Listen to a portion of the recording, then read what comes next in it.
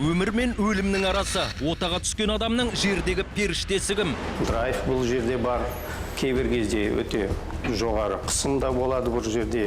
Адамның өмірі мен өлімнің арасындағы жұмыс қой былай айтып отырғанда.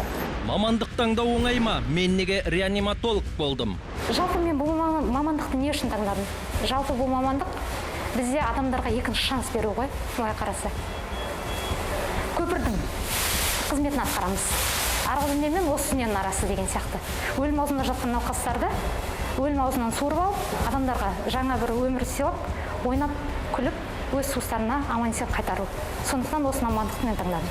Қиыншылығы да, қызығы да бар. Бұл жерде мамандық адам таңдайды. Жасыратын жоқ, анестезиология и реаниматология бұл енді медицинадағы ең қиын бір саласы деп айтуға болады.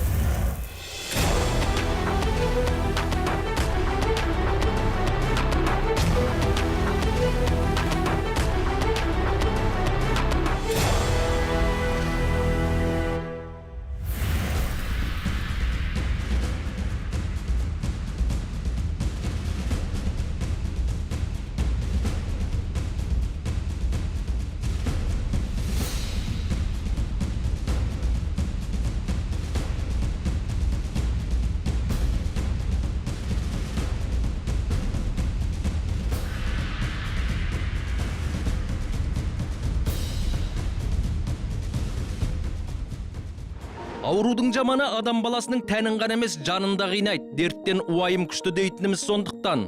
Уайым науқасты қажытып, аурудың күш алуына әкеледі. Ол үшін дәрігердің көңілі жай, қолы жеңіл болғаны керек. Сол кезде науқастың да өмірге деген сенімі артады. Ал ауыр халдегі науқастар алдымен анестезиолог, реаниматологтардың қарауынан өтеді. Өмір мен өлімнің ортасында жатқан жанға дәл осы мамандар қажет. Әрине бұл жұмыстың кәсіби жағынан енді өте қызық, өзіме ұнайды, дәрігерлеріміз де біздің бәрілеріне ұнайды. Мысалы, бұлай айтқанда драйв бұл жерде бар, кейбір кезде өте жоғары қысымда болады бұл жерде. Адамның өмірі мен өлімнің арасындағы жұмыс қой былай айтып отырғанда. Енді оның бәрі адамдар ондай емес. Кейбір адамдар осындай жоспарлы түрде операцияға жатады, кетеді. Кейбір адамдар операциядан кейін асқынулар болуы мүмкін, не болмаса өзінің қосалқы ауруларының асқынуына байланысты операциядан кейін көп жатып қалады реанимацияда. Кейбіреулері ұзақ уақыт комада жатуы мүмкін, не болмаса сепсис деген бар, сондай жағдайларға түсіп көбірек реанимацияда жатады. Енді ең үлкен жатқан аурумыз бірде 90 күн адам жатып, аппарат ИВЛ-да соның ішінде 32 күн ИВЛ-де жатты, ЭКМО қостық, соның арқасында адамымызды алып қалып, сондай бізде қызық жағдайларда болады. Науқасқа ота жасалмас бұрын оны анестезиолог толық қарап дайындауға тиіс. Дәрі-дәрмек, емшарадан бөлек маманның әр сөзі аурумен қарым-қатынасы оның отасының сәтті өтуіне де сеп болмақ. Жалпы мысалы біздің бөлімшеміз анестезиология, реаниматология және қарқынды терапия бөлімшесі деп аталады. Бірінші ол кезде жылына 3,5 мың анестезия өткіземіз. Осы жуықта ғана біз жылдық есеп беруін өткіздік, 3,5 мың анестезия өткіздік, 2,5 мың ауру бөлімшеден өтті. Өлім жітім өте төмен, дүниежүзілік көрсеткіштерден де төмен, біздік былтырғы жылы 0,03% ғана. 2,5-3 7 адам былтырғы мысалы қайтыс болды. Олар қосымша созылмалы аурулары бар адамдар, операциядан кейін асқынулар болған адамдар. Отаға түсер алдында өзі түгел тексеруден өткен. Өзін отаға дайындаған анестезиологты науқас көзін ашқан кезде де бірінші көреді. Оның жүрек қағысын, ояну сәтін кірпік қақпай күтіп отырғанда осы мамандар. Бұл мамандық біздің қалай айтсақ болады, элита ғой. Медицинаның элитасында бірінші очередь бізде анестезиолог, реаниматологтар тұрады. Сол элита болғым келеді, бір сөзбен айтқанда. Еще не бар бізде мысалға анестезиолог, реаниматологтардың басты мақсаты не? өлім аузында тұрған науқастарды мысалға суырып алу деген сияқты. Қолымыздан қанша не келеді, барлығын жасап, солай науқастарға жақсы көмек көрсету, өлім аузында жатқан науқастарды өлімнен құтқару, жақындарына аман-есен қайтару деген сияқты. Жасыратыны жоқ, анестезиология и реаниматология бұл енді медицинадағы ең қиын бір саласы деп айтуға болады. Негізі бұл анестезиология и реаниматология, анестезиологтың негізгі жұмысы бұл операция кезінде науқастарға комфорт сыйлау, яғни операцияның өтуін, қалыпты жағдайда өтуін қадағалау. Науқасқа ота жоспарлы түрде жасала бермейді. Аяқ асты шұғыл ауруларда жиі келеді. Мұндай кезде байыпты, батыл шешіп қабылдау маңызды. Анестезиолог дәрігер науқасты отаға дайындаса, одан кейін ота жасатады, және одан кейінгі жағдайына да жауапты. Бүгінгі осы көріп тұрған жеріңіз біздің ауруларды ояту бөлімі деп аталады. Бұл 6 төсекке арналған. Наркоздан кейін, анестезия біткеннен кейін ауруларымызды осы жерге әкеп, ұйқысынан оятып, экстубация жасап, тағы бір жарты сағат, 30 минут, 40 минут жағдайына байланысты жағдайын қадағалап, бәрі орнықты болғаннан кейін бөлімшеге аударып жібереміз. Бұл бөлімшеде менің айтып кеткенімде жәнегі аурулар 2 сағаттан көп жатпайды. Бір күндік қысқа түрде жасалынатын оталардан кейінгі жататын бөлімше болып есептеледі. Күнімен жоспарлы түрде 15-тен 20 анестезия жасалынады. Сол аурулардың көпшілігі бір 90% осы жерден өтеді. Қалған 10%-ын біз ары қарай қарқынды емдеу терапиясы керек болса, реанимация бөліміне ауыстырып, сол жақта емдейміз. Тәннің пышаққа түскені ертеңгі өмір үшін күрес. Ауруханаға түскен әр науқас ауыртпалық тартпасам дейді әрине. Дәл осы тұста анестезиолог, реаниматолог дәрігерлердің жұмысы маңызды.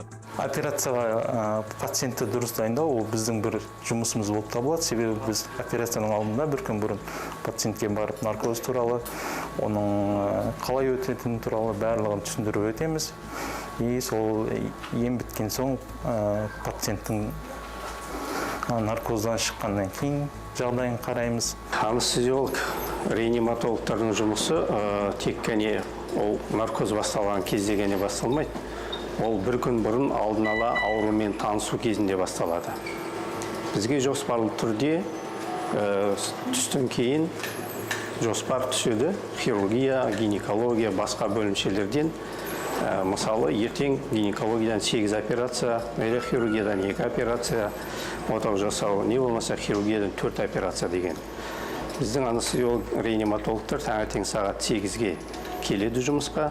Сол жерде жалпы дәрігерлермен бірге отырып, бүгінгі күннің жоспарын жасаймыз. Бір кезекші дәрігер палатада жұмыс жасайды бізде, бір кезекші дәрігер осы ауруларды анестезиядан кейін оятатын бөлімшеде жұмыс жасайды.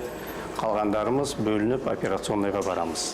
Анестезиолог, реаниматолог болуға екінің бірі тәуекел ете бермейді. Тіпті бұл жұмысқа шыдап жүруде оңай емес. Зерттеулер солай дейді. Жүйкесі мықты, төзімді адамдар ғана бұл жұмысты алып жүре алады. Анестезиолог болу үшін әркім өзі жалпы институтта анестезиолог, реаниматолог деген немене жоқ факультет. Оны бітіргеннен кейін дәрігерлер мысалы өзі таңдап алады. Ординатураға түсу үшін, біздің анестезиолог, реаниматолог мамандығын алу үшін институт бітіргеннен кейін жалпы докторлық бітіреді. Солар біздің анестезиолог, реаниматолог деген резидентураға келіп, өздерінің таңдауын жасап, экзамендерін тапсырып, емтихандарын, сонан кейін 3 жыл жасап, оқып бізде, сонан кейін ары қарай жұмыс жасайды. Мысалы, біздің кезімізде бітіргенде, мен өзім педиатр балалар дәрігер болып бітірдім. Сонан кейін 6 жыл жұмыс жасадым. Сонан кейін барып өзімнің көріп жүріп, балалардың ауданда жұмыс жасағаннан кейін қызығы мен ыстығын бәрін бірге көргеннен кейін, сонан кейін барып өзім реаниматолог, анестезиолог боламын деп шешіп, 1998 жылы Павлодар қаласындағы Семейдің филиалында анестезиолог, реаниматолог оқуын оқып 3 ай, содан бері міне 26 жыл болды осы салада жұмыс жасап келе жатырмын. Мықты маман көп шәкірт ертеді. Жұмыстың қиындығымен қатар адамға екінші өмір сыйлайтын қызығы да бар. Мұндағы қыз жігіттер сонысына разы. Жалпы мен бұл мамандықты не үшін таңдадым? Жалпы бұл мамандық бізде адамдарға екінші шанс беру ғой, былай қараса. Көпірдің қызметін атқарамыз. Арғы дүние мен осы дүниенің арасы деген сияқты. Өлім аузында жатқан науқастарды өлім аузынан суырып алып, адамдарға жаңа бір өмір сыйлап, ойнап, күліп, өз туыстарына аман-есен қайтару. Сондықтан осы мамандықты мен таңдадым. Бірінші курста осында резидентураға түстім. Бұл жерде үлкен мүмкіндіктер болды. Өзінің аты айтып тұрғандай ұлттық ғылыми орталық болғандықтан көп мүмкіндіктер берілді. Бұл жерде біздің наставниктер мықты. Маған дейінгі ағаларым тоже осында оқыған, бітірген. Біздің наставнигіміз Мұрат Болатович с нуля бастап бүкілін поэтапна үйретіп берді бізге. Бұл кісіден кейін біз тәлім алған оқушылардың ешқайсысы кем болып жатқан жоқ. Барлығы жоғарғы салада, жоғарғы жерлерде жұмыс істеп жатыр деген сияқты солаймен.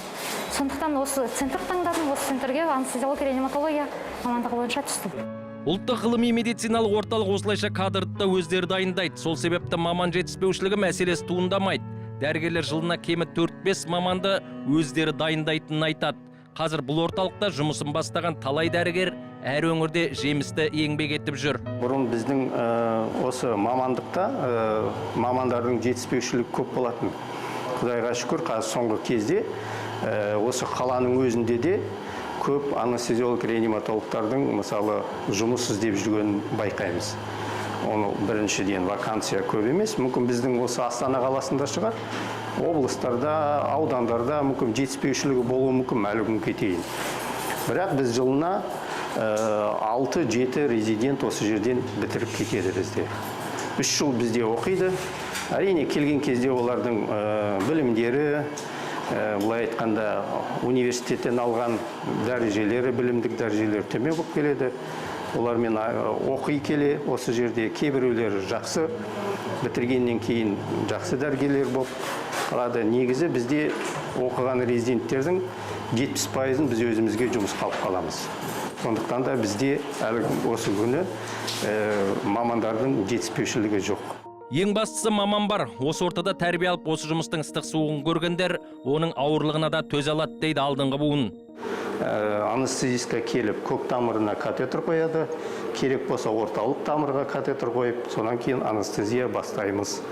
Бастардың алдында бұл жерде хирург келеді, тайм-аут деген бар, соны өткізіп, сол ауру ма, аллергиясы бар ма жоқ па, біріншіден анестезиологиялық бригада дайын ба, хирургиялық бригада дайын ба, соның бәрін тәптіштеп біліп алғаннан кейін барып, кәне біз анестезияны бастаймыз. Біздің рұқсатымыздан кейін хирургтар өзінің отасын бастайды жасауды. Әрине заман озған сайын техниканың да қолғабысы көп. Дәрігердің жұмысы жеңілдей түскен.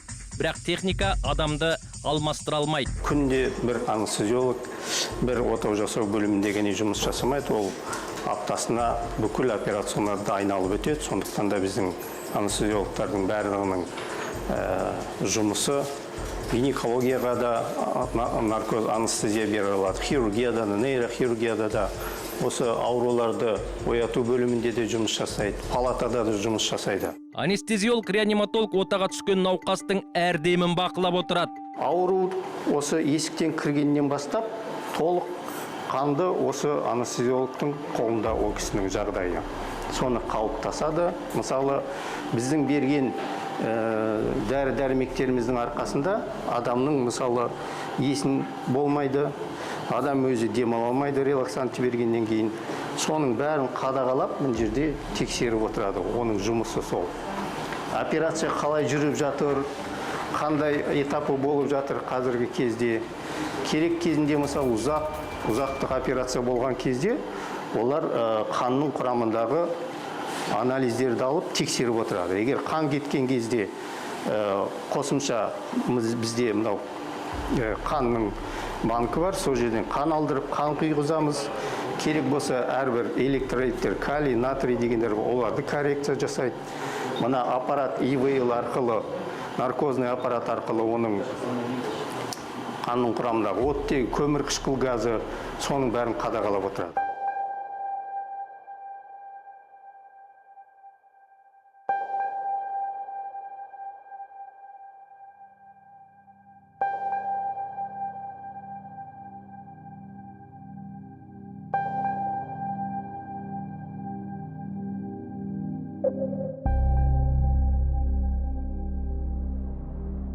Реаниматолог пен анестезиолог бір-бірімен біте қайнасқан мамандық. Мұндағы ең бастысы дәрігер кәсіби шебер әрі тәжірибесі мол болуға тиіс. Ал кәсіби маманның шәкірті көп болғаны адамның амандығының кепілі. Медицинаның бүгінгі айтары осы.